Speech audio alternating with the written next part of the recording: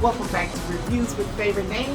Today, we are going to review ELVIS, Elvis, that grand, big, giant musical biop about the rock and roll king, Elvis.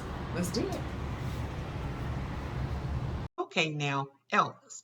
The musical biopic Elvis was directed by Baz Luhrmann, who also co-wrote the screenplay with Sam Bromell, Craig Pearce, and Jeremy Donner. Now, there have been many, many biopics and documentaries made about Elvis, as you know. But this one is much, much more an entertaining musical with a slamming soundtrack that hopefully will make this review short and sweet, I think. So, this biopic of Elvis is told from the perspective of the moderator, Elvis's manager, the Colonel, Tom Parker, that con artist of an old man, and how he perceived Elvis's life and career as the man behind the curtain, the kingmaker, so to speak, of the public Elvis that we all know and love. Now, Tom Hanks' portrayal, as the Colonel, is goofy, great, and convincing all at once. So right after I saw Elvis, I just knew I had seen one of the Oscar 2023 nominees. And I had thought at first from the trailers that the guy who portrays Elvis, this Austin Butler, would be overacting. And I also thought I'd be angry. And honestly, I did start off a bit prejudiced and angry because I could not ignore what Elvis had said about Black people in the past. But I also cannot deny I love his singing, I love his music, and his undeniable talent. So there I was in the theater trying to keep an open mind. And guess what? Well, the film won me over. I had to separate myself from the indignation part, to actually take in the film. And boy, does it take you in. Because Elvis, the film, was a really entertaining musical extravaganza and a sad portrayal of Elvis's life. Because during the time of Elvis's heyday, y'all, the 50s and the 60s, the country was segregated, mostly, and in some places more than others, especially down south in Memphis, where Elvis grew up. Now, everything back then and there was segregated, and today's children and the millennials, anybody 40 and under, don't even know what that's about. Couldn't imagine unless they read about it in history books. And thank God for that. I wouldn't want them to experience it at all. And although I was brought up in the Midwest, in Chicago, where it wasn't quite as bad, however, I was reminded of it as a child every time I go on summer vacation down south to Arkansas. And maybe that's why, partially why, maybe that's why I became a movie reviewer. I think I'm having like a repressed memory moment here, y'all. Hello. Yep. One of my most memorable conflicts in life, where I came literally face to face with the ugliness of racism. It happened when I was about 10 years old, and I was on summer vacation down in good old Arkansas. Me and my two cousins, Beba and Pi, and my sister Trisha were allowed one day to go to the local movies one afternoon. So we were all so excited. We got there, paid our fares, and ran upstairs to the balcony. And I noticed that all the Black kids were sitting up in the balcony with us. And all the white kids was on the main floor. Well, when I sort of realized what I think was happening, to some extent, I was only 10. I told my cousins, hey, I want to go sit down there. And they looked at me like I was a goddamn fool, which I'm sure I was. So I bolted my little frail 10-year-old ass down them steps. They had to run after me, my cousins and my sister. And I immediately got choked in the collar. By one of the little uniform show attendants. Back then they wore a whole uniform and cap, all that shit. He was a mean little young white boy working at the door. My cousins were so afraid. And he told me, you cannot sit on the main floor. And I told him I had a ticket. Why not? That boy took me by my collar and looked at me and said, you must be from Chicago. Hello, motherfucker, I am. I was. Anyway, he threw us all out the show. And we walked home that afternoon through the tall weeds of Arkansas. I remember looking at that red clay dirt underneath my shoes. Everybody was mad at me and quiet. I'll never forget it. Needless to say, I never went back down there again until I was an adult. Seriously. Anyway, that kind of stuff sticks with you in a repressed sort of way in your gut until you see a film like Elvis or some other ugly reminder in a certain respect of that era, of that blatant racism. It takes you right back there every damn time. So anyway, back to the film Elvis. I thank God that this Elvis film was basically a rocking musical, much more so than a straight biopic, like I said, which honestly was really enjoyable. The story runs through really fast how Elvis grew up super poor down in Memphis, and how he was fascinated with the Black Memphis sound and church.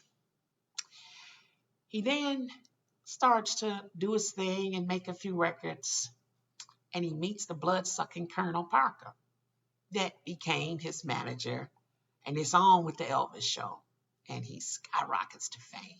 Well, we all know the kids loved Elvis everywhere. He's an immediate hit, but he does run into quite a bit of trouble with authorities, many white parents, and politicians that thought his music was just too influential, as vulgar, offensive, and just too much like quote unquote Negro music, especially because of Elvis' style of gyrating on stage, them hips, like he was one of them quote unquote Negras. So the authorities threatened him time and time again to shut down Elvis' show and to have him arrested. But good old Colonel Parker to the rescue. The colonel made a deal with the government to have Elvis drafted into the army to avoid legal problems, and at the same time, it would clean up Elvis's act to the public, and he would then be the more acceptable, all American, clean cut white boy image that they wanted from him.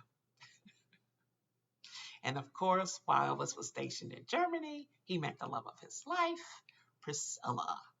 She is portrayed really well by the actress Olivia Dijon.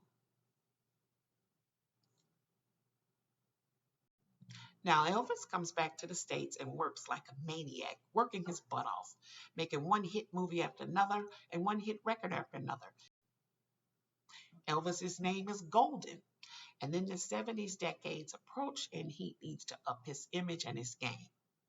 Unbeknownst to Elvis, the Colonel screws him around again, really, and gets him locked into a contract with a large Vegas hotel.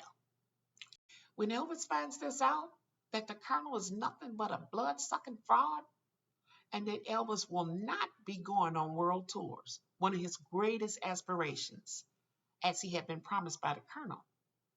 Simply because, y'all, the Colonel, as it turns out, was an illegal Dutch immigrant, and he had no passport, so he couldn't leave the country. And so Elvis was and would always be, to the very end, the Colonel's meal ticket, right here in good old America. He was stuck. And I do believe, as it was portrayed in the film, that this did cause Elvis a great deal of pain and despondency, along with the killer work schedule. As we watch Elvis's life change for the worse, as he abuses pills and drugs until he eventually loses Priscilla and his daughter. Priscilla divorces him, and he continues to spin out of control with drug abuse, poor health issues, until finally, at the young age of 42, Elvis dies of a heart attack on August 16, 1977. Now, we all knew this stuff, but in the film, it was presented really well on screen, even though it was all wrapped up in the fantastic musical numbers performed by Austin Butler. And I heard that Austin used his vocals mainly on some of Elvis' songs, and on other songs, they blended Austin's vocals with Elvis's voice to achieve the perfect notes. It was great. I believe Austin Butler will get an Oscar nod for Best Actor. Possibly the soundtrack for Elvis as well will be nominated. And Tom Hanks definitely should be up for Best Supporting Actor. But guess what? If Tom Hanks wasn't in the supporting actor role, Tom Hanks would be the best actor in the Elvis film. That damn Tom Hanks wins again. Damn it. He's so good, y'all. And even though the world knows more about Elvis probably than any other celebrity on earth, Elvis was painted in a most sympathetic light in this production.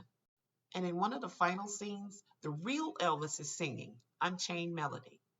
And it brings tears to your eyes. Yes, I couldn't help it. Magnificent.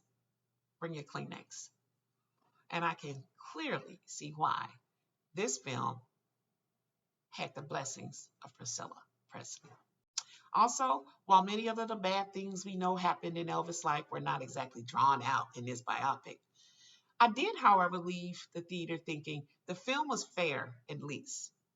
This Elvis biopic is not one to slam Elvis, but it was one to celebrate him. And I tell you this too, the film did not, I'll say it for the people in the back, they did not cover up the fact that Elvis was borrowing or taking or stealing his music and many of his songs from other artists, Black artists largely, because I think he just fucking loved it, okay? So there. Final thoughts, final thoughts. Okay, you guys, I thought Elvis was a really fun, totally entertaining biop musical. There are better biops out there that are a little bit more honest and pure straight documentary, but this is not that one.